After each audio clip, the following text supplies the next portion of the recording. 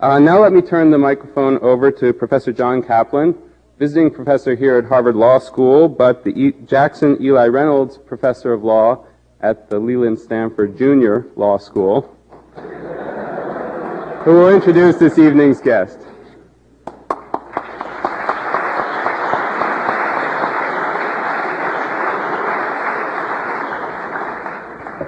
We Californians must stick together. And I suspect for that reason, and only that reason, I was asked to introduce Judge Wapner. I consulted Judge Wapner on the introduction I should give him, and he said, as I would have said in similar circumstances, keep it short. And the theory being that every word I say is a word that he won't get a chance to say. As a result, my introduction will be very short. Judge Wapner is the judge of People's Court. You've all heard of him. Those who've seen People's Court have admired him, and now the time has come to listen to him. Thank you.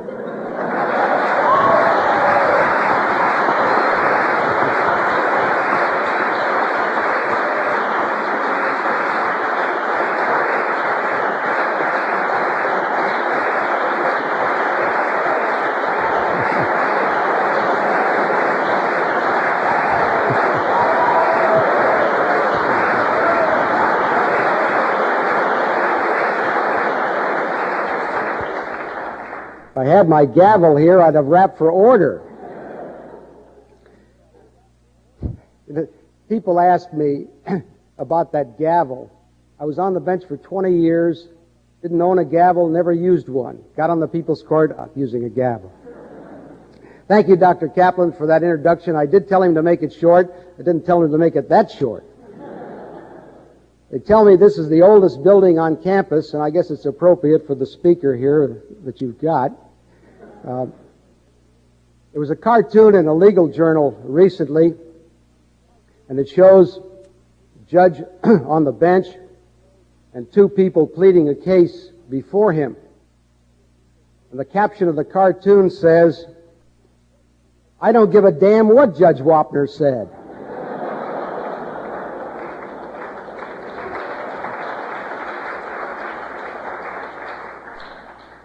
They also tell the story of this drunk that was at a play, sitting in the first row. And after the first act, curtains came together and the manager came out, parted the curtains. He said, "Ladies and gentlemen, we have to cancel the performance. The leading man just dropped dead." Whereupon the drunk said, "That's all right, just give us some chicken soup." And the manager said, "But you don't understand, sir. He's dead." "It's all right, just give us some chicken soup." The manager says, "I told you he's dead. It won't help any."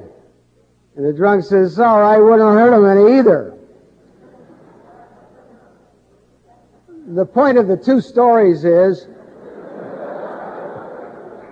it's pretty rough when you have to explain your own stories. But I hope that when I'm through that you do give a damn, and even if you don't, it really won't hurt any. I come to you as a trial judge a little over 20 years. I've heard cases ranging from small claims, which was my first assignment on the bench, to claims involving millions and millions of dollars.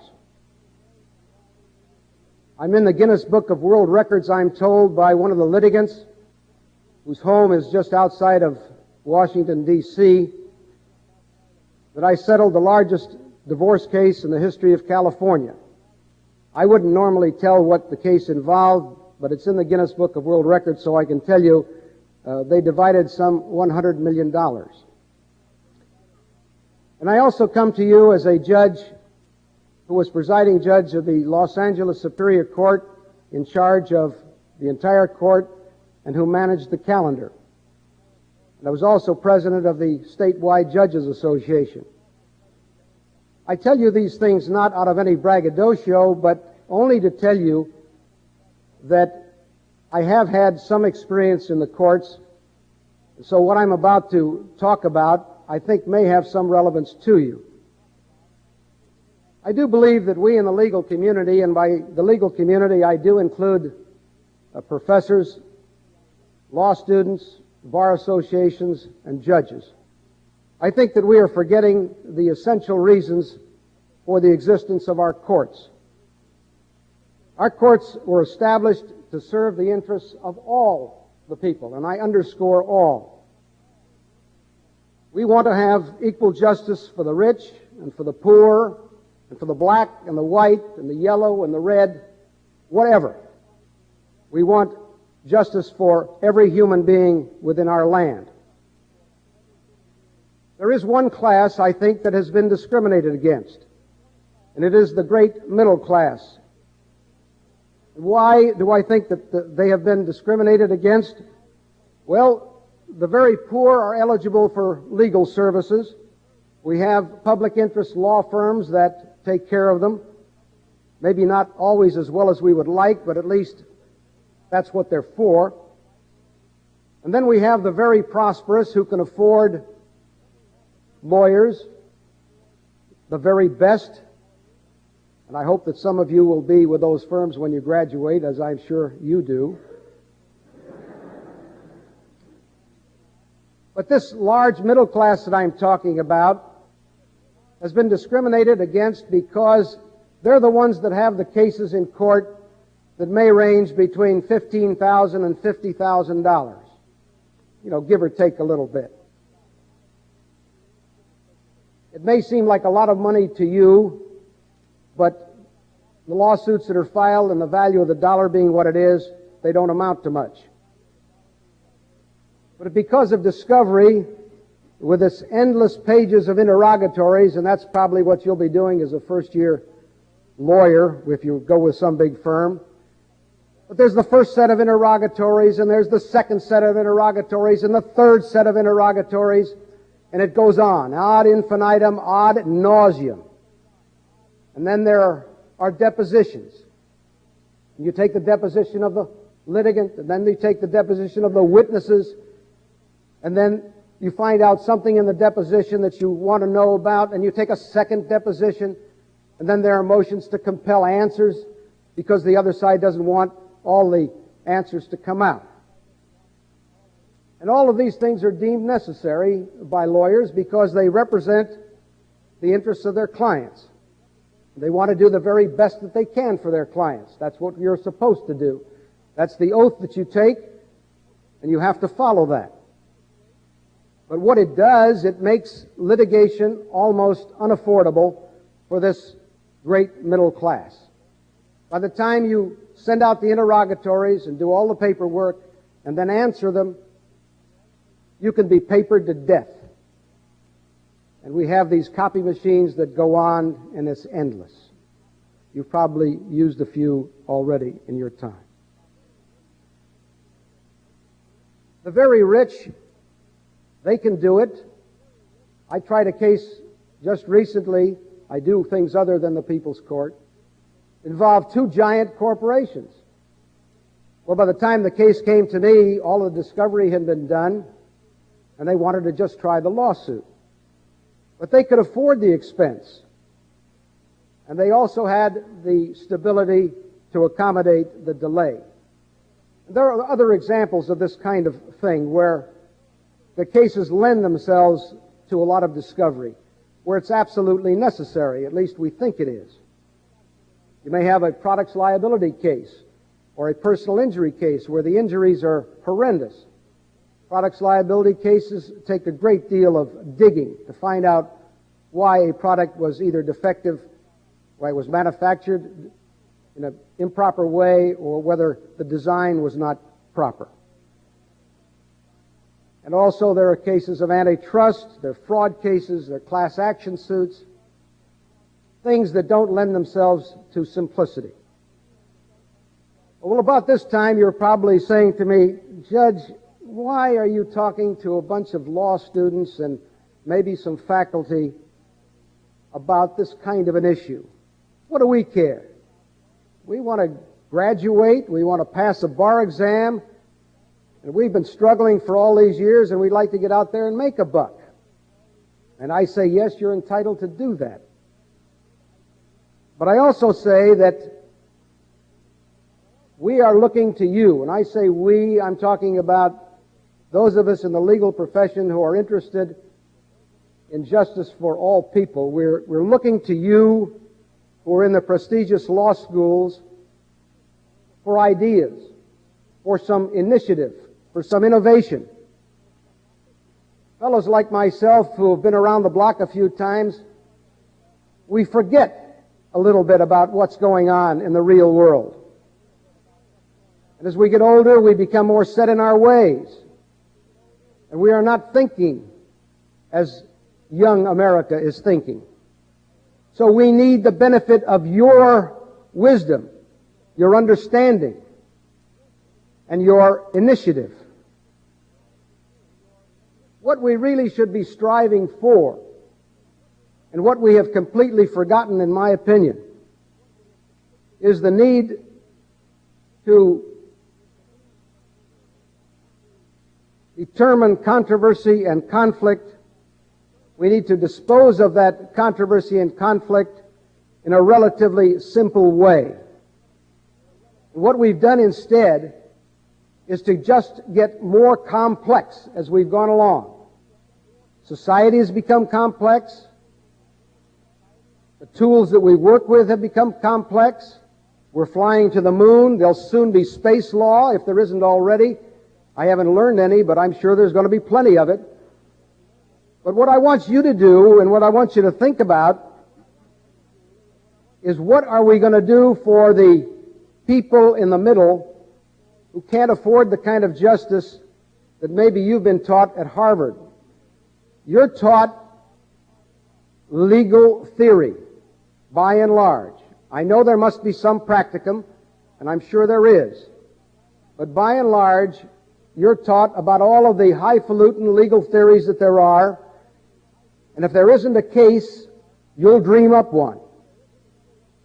What I want you to do is to dream up some of the things that are going to help most of the people, most of the time. There have been some things that have been thought about. One of them is the alternative dispute resolution mechanism. I'm sure that you've all heard of it.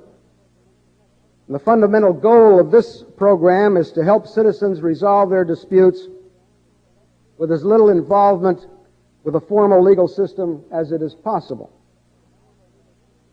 One of the problems involved in that, however, is that some people think that by doing what ADRM is doing is to create second-class justice.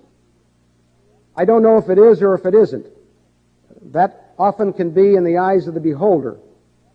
But of course, in working with these programs and in trying to make them work, we have to assure the people who are involved that they aren't getting second-class justice. But these disputes, by and large, are for the lower economic strata of people. They're for the poorer classes. And I think that to develop these things is fine. But as I say, what I think we've done is to forget the middle strata. We have used three things in developing this alternative dispute resolution mechanism. We've used mediation, we've used conciliation, and we've used arbitration. And all three are fine. The question is, do we go far enough with them, and are we, in effect, helping enough people when we use these programs? We use the programs, I think, for three reasons. One, we do want to relieve the court of court congestion. We do want to improve access for disputes and for disputants who cannot economically afford the court system. And we want to strengthen a process that is perhaps socially and psychologically superior to the traditional methods that we have used.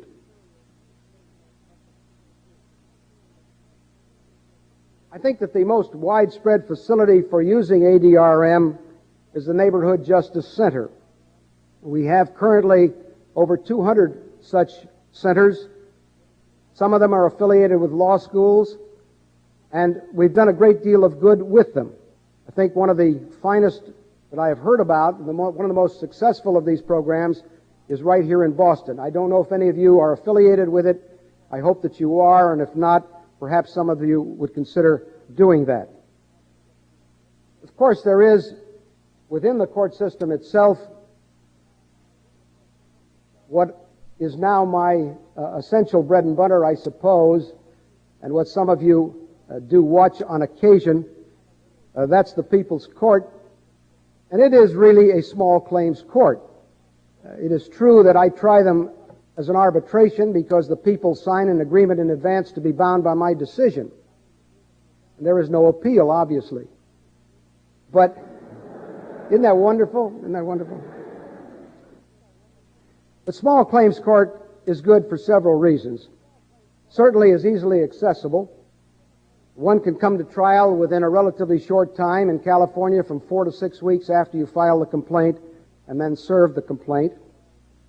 The costs certainly are low. It only takes $6 to file a complaint. It costs $14 to serve it by the marshal, and you're in court ready to try your lawsuit for a sum up to $1,500. You get an effective hearing, and in California you have to have self-representation. I don't think that's taking money away from lawyers, because lawyers generally, even first-year lawyers, can't afford to take a case to small claims court, take a day away from whatever they're doing and represent someone.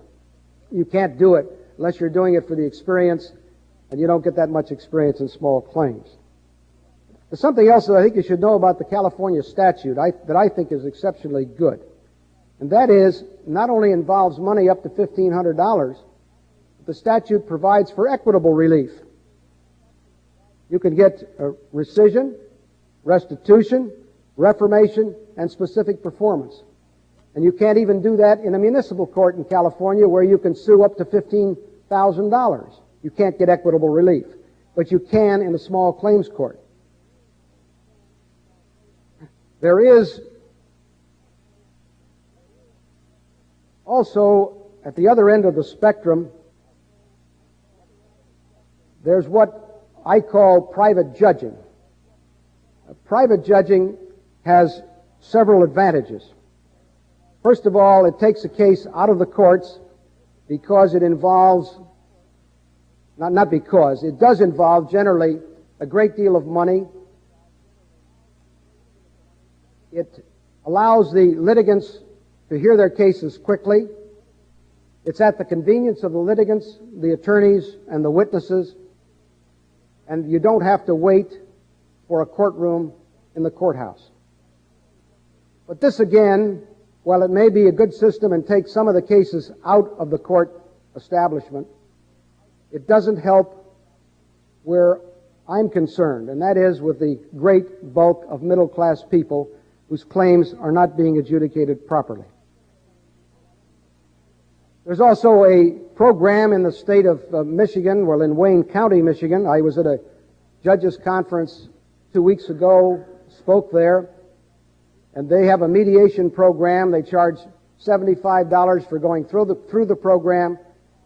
But there again, it's designed to cut down the backlog of cases and the cases that go to trial. It doesn't concern itself with the process and the simplification of the process. The cases come to mediation only after they have gone through all the discovery and build up their case so that they are now ready to go to a 3-person panel and have that panel place a value on the case. And all of the cases in the system go to mediation, so that you don't save anything. It's economically not feasible, again, for the person in the category that I've talked about to get their case heard in an economical and simplified way.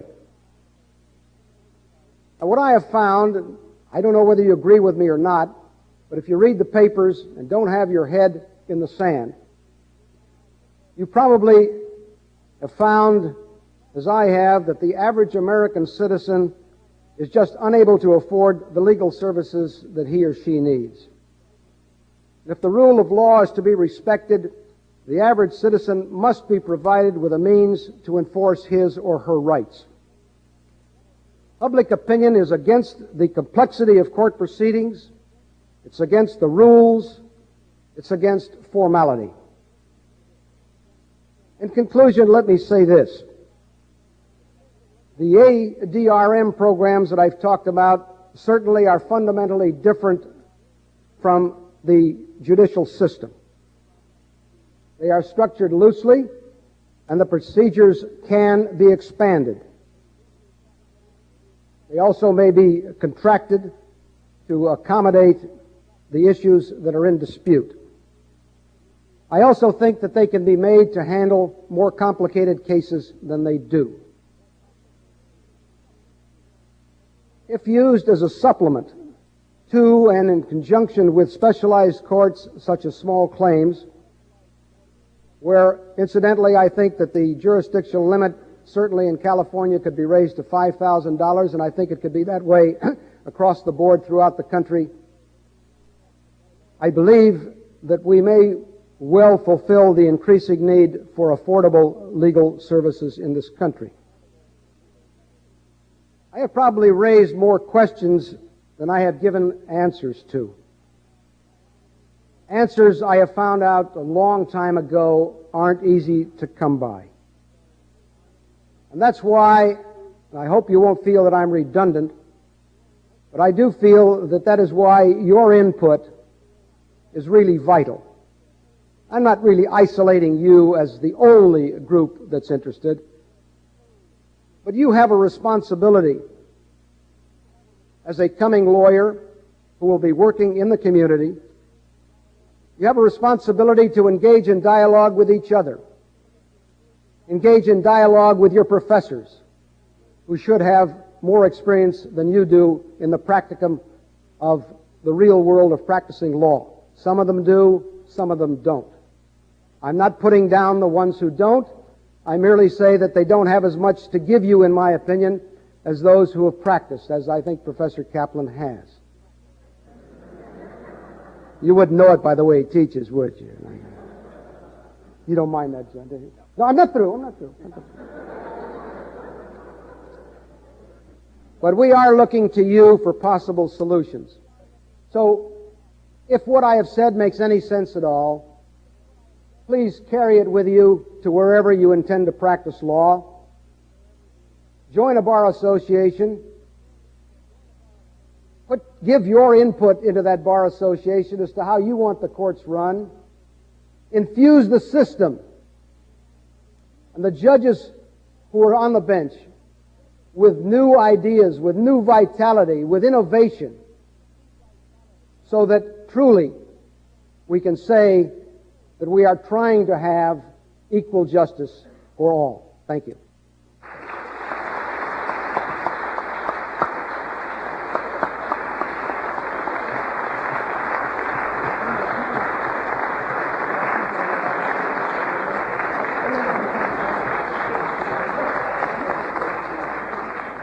Thank you very much, Judge Wapner.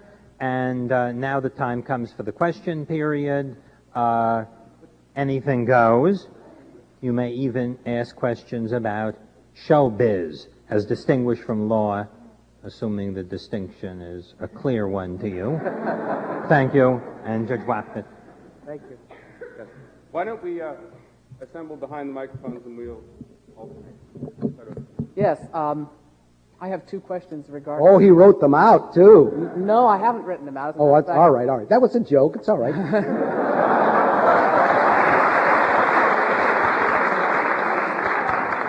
No, what this is the logbook of a game. What is it? This is the logbook of a game I play, yeah. We played the Judge Wapner game. Can it be marketed? We tried. Actually, I called your producer, and he told me that Harvey Levin was publishing a book, and so we couldn't do anything like that because he had an exclusive. He wrote the right. book. He's not publishing it. Oh, yeah. Well, they had an arrangement to publish it. Okay. You'll get to your question before long. I've got about 20 minutes. We got so it's all right.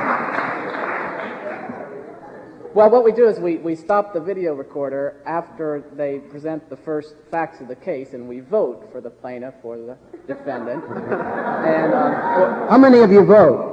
we voted about 125 or something so far, or something like that. 100 at least. No, I mean, how many people vote? Oh, just me and my friend. Oh.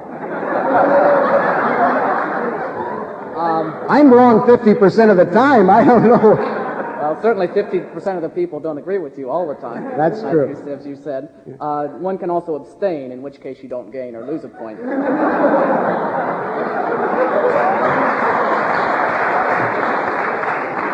I think this was a setup. The first question concerns the Luverne Cattle Company case. It's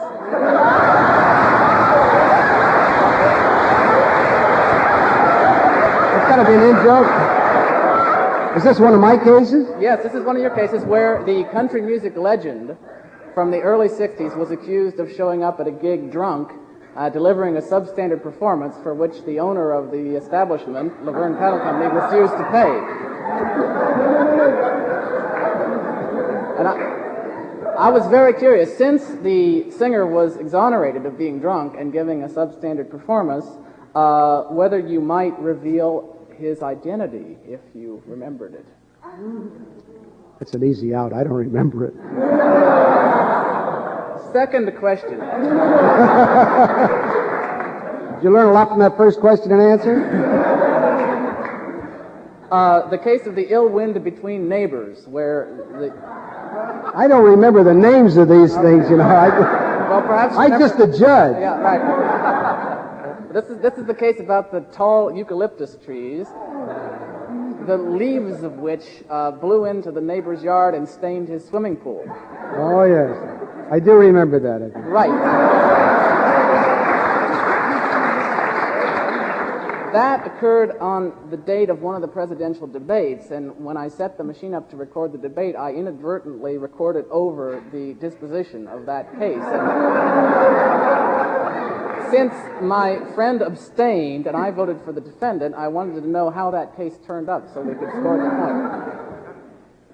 My best recollection is, because I've tried about 1,100 of these so far, and I don't keep a log as you do. My best recollection is it was for the defendant, and the plaintiff, I felt, had not only not been damaged, but if he had, he didn't do anything to mitigate damages. Okay, well, thank you very much. I got a point.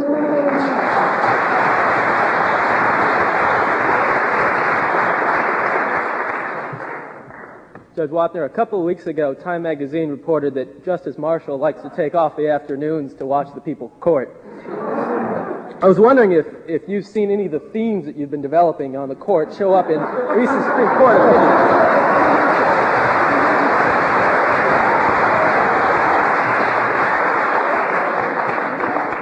No, but I tell you this, I've always respected Justice Marshall, and since I read that article in Time magazine, my opinion of him has gone up considerably more.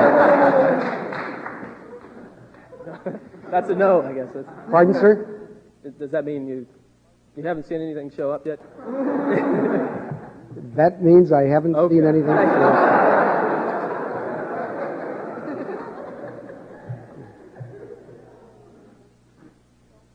Okay, this is on a serious note.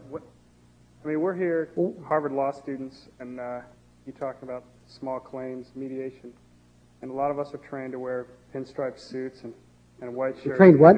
Trained to wear pinstripe suits and red and striped ties and go do $1 million deals. And where do you think someone like us fits into what you want us to do?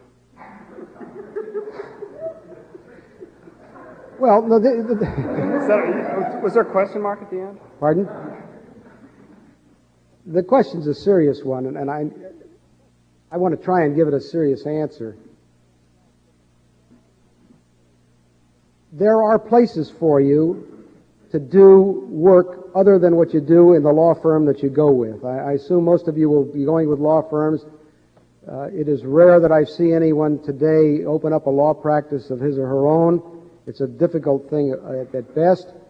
So what you want is a job that will pay you a decent salary commensurate with what a graduate of Harvard Law School should get.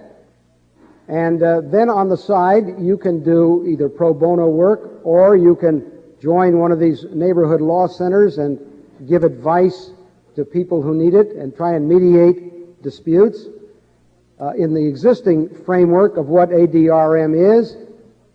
Or maybe you'll come up with a better idea, with something that maybe can be done within the courts, as I've suggested in this case, between $15,000 and $50,000, where you want to try it. We tried that in Los Angeles, by the way. There was a program there designed to look at a type of case, as I've suggested, and what we did was to shorten the proceedings, cut out the interrogatories, lessen all of the discovery, depositions, and so forth. And after 2 years of trying the program, it failed. And you would ask me, well, why did it fail, Judge? And the only two answers that come to my mind. One, it failed because we lawyers as a breed generally are slow to change. We're stuffy, fuddy-duddy kind of people. And that's what I'd like you to get over you've got to learn the fundamentals of the law and all of these brilliant theories and ideas, but you've got to get down to the common man, too. You can't lose the common man touch. So I want you to think. I can't tell you exactly what to do because I've gotten past that stage. I'm not thinking as well as I used to. I want these young minds, these young brains, these brilliant people to come up with some of the things that I think you can do. So I know that's a long-winded answer to a very good question. I don't know if it'll suffice or not, but that's the best I can do. Okay, I'll do. Judge, whoa. No, Wapner's the name, not Judge Whoa.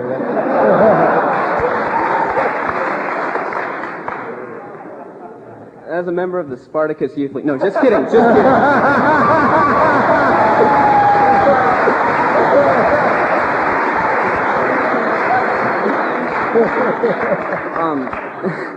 Why, what is the Spartacus?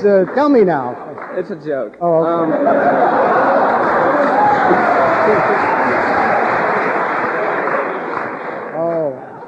My question is that we all realize that medical care is equally expensive as legal help, and they have insurance for it. I always wondered why there's no insurance policies for legal help. Why? Because people haven't convinced the legislature that we should do it, or they haven't convinced the lawyers that they should have such policies for people, because insurance companies aren't creative enough to do something like that. Or if they are creative enough, they probably looked into it and feel people wouldn't buy it and it wouldn't be economically sound.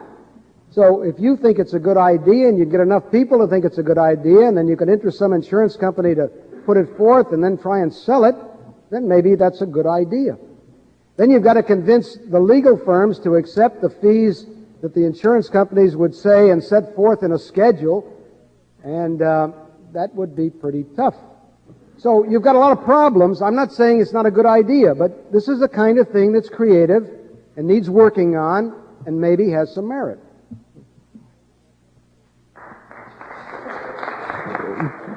Judge Wapner, I'm curious. I've heard a bunch of lawyers say that one of the ways to prevent the clogging of the courts that's taken place up till now is to adopt the English rule, whereby if you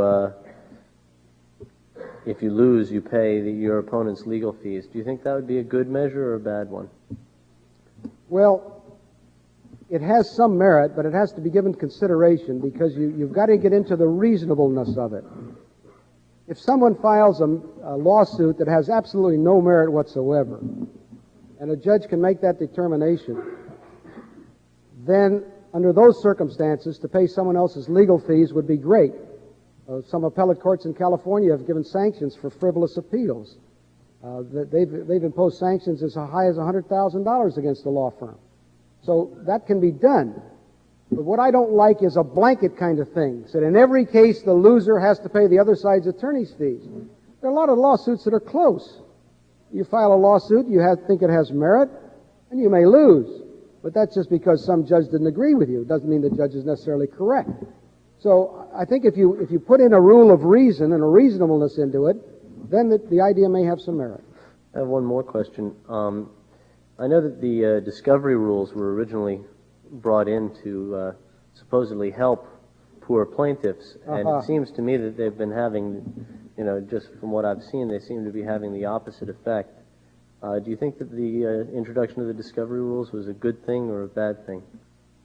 I think it's good in certain cases. Like I said, if you have a fraud case, in order to ferret out what the fraud is, you're going to have to dig, and it usually takes a lot of discovery. That's one thing.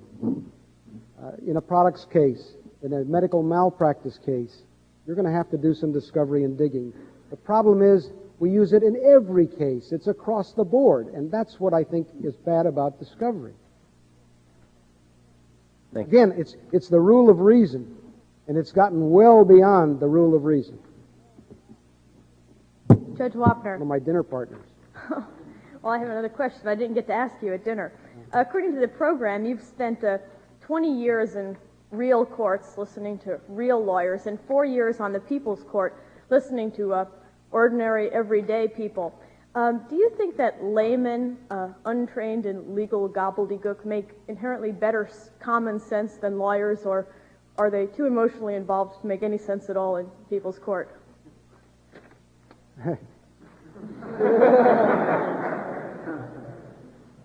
The reason we don't have lawyers in small claims court and on People's Court is because small claims is truly a people's court.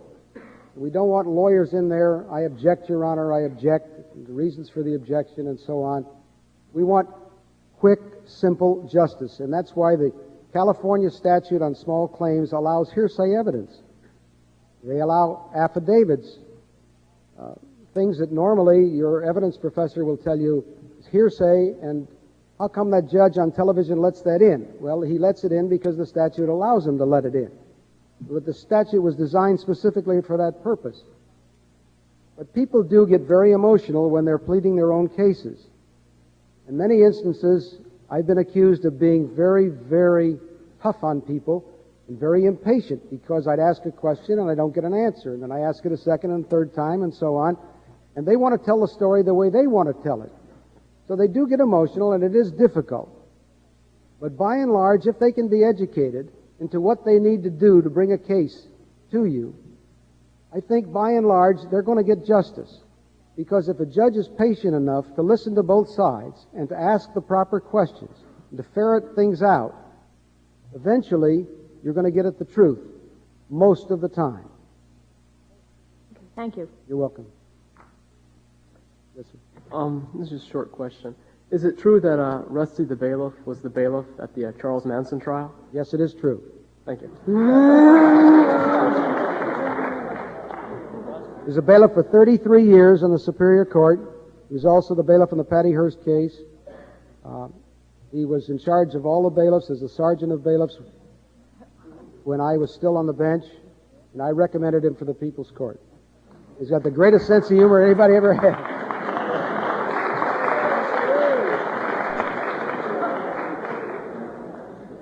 Judge Wapner, who is Doug Llewellyn? And where on earth did you find him? Doug Llewellyn was a reporter in Washington, D.C., and worked on a television station.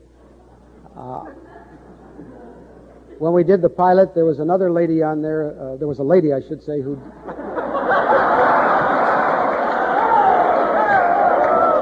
Doug Llewellyn is married. He has 2 children, and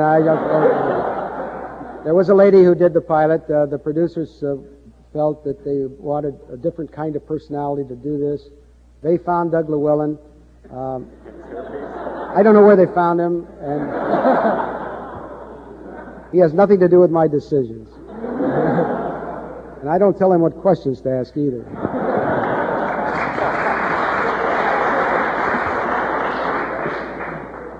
Of the 1,100 or whatever you said number of cases, I was wondering if you could recite a favorite of yours. Favorite? Well, since you're such a good audience and you laugh at almost anything I say, I tried one the other day.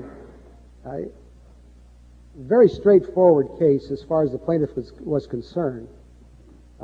He was suing because he took something into the defendant to be cleaned, I think it was, and it was ruined, and the defendant wanted to settle with him, and the plaintiff didn't want to settle. I am a great advocate of settlements, and I wish they'd settle, but he just didn't want to. So they had a big argument. Nothing physical, but they just argued. Well, the proprietor went home, the plaintiff having failed to settle, went home, stewing all night long, stewing as he ate his dinner, stewing during the evening, finally went to sleep and comes into court and he files a countersuit. The countersuit is because while he was sleeping, he had a dream about this man and the argument, and he took a swing at the guy with a hard left hook. Instead of hitting the guy, he hit himself in the mouth and knocked his tooth out. He filed a countersuit for $1,000 for the loss of his tooth. Now, you be the judge. How did I decide? I'll bet one of you will come up with a theory. I have a quick question. At times on the show, you seem a bit... He'll sue you for preempting his right. You seem a bit testy and irritated. That's what I just told the lady, yes. Do you enjoy doing the show, or do people get you upset, or... Oh, I enjoy doing the show, but you see, I run that... Aren't you going to let me answer his question? I am the judge in the court. I run the court just as I did 25 years ago when I ran small claims court in Los Angeles County. It's a volume court.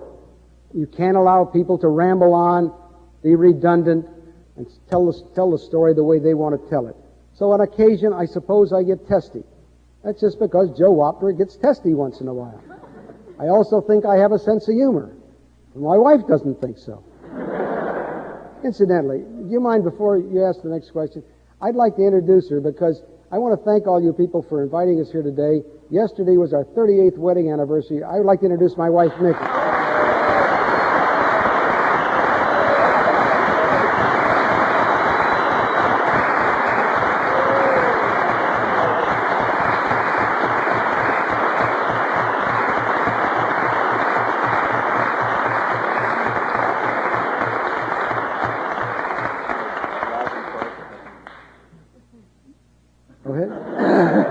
You don't want me to get testy, huh? No. What I wanted to ask you, Your Honor, was... Your Eminence. Yes, sir.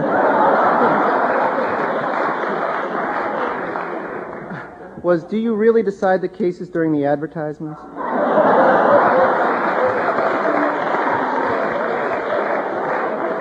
And does it depend on what is being advertised? No, I don't. I can take as long as I need. Seriously.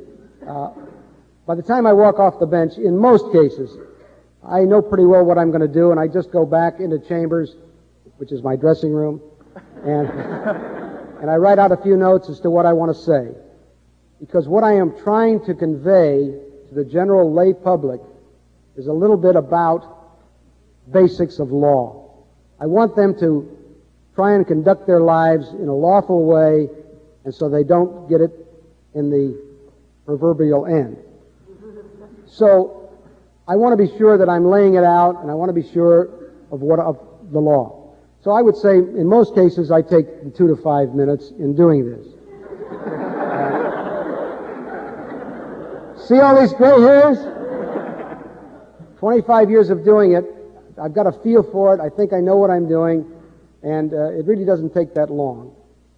On the other hand, there have been cases that have been very complicated, and sometimes, now when we first started this program, I wouldn't get anything. I'd say, where's your receipt? Where's this? Where's that? Nothing. Now they come loaded for bear. They come in with cases for me to read that have been Xeroxed. Yeah. Someone the other day brought in CC&Rs. You know what they are, covenants, conditions, and restrictions, and when you buy a piece of property, they're in a deed.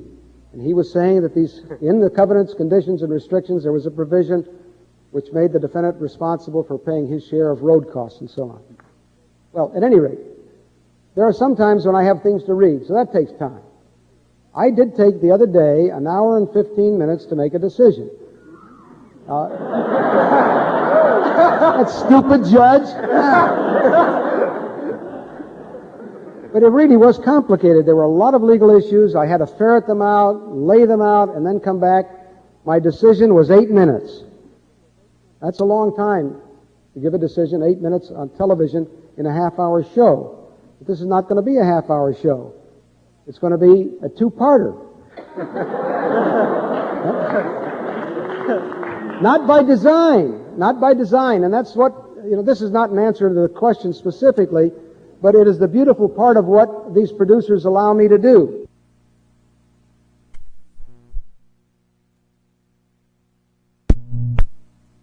When the doctor withholds the treatment, and negligence when the patient refuses it. I understand the technical legal distinction you're making. But the fact that so many doctors now think it is negligent is important, isn't it? No, that gets back to the